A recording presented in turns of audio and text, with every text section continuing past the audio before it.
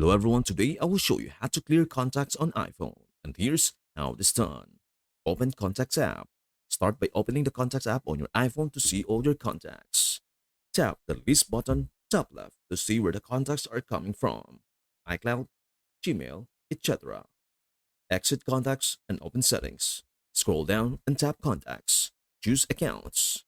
Tap iCloud under the list of accounts.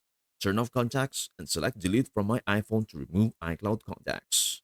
Go back to the Accounts section and check any other accounts like Gmail that may also store contacts. For each account, toggle off contacts and select Delete from my iPhone.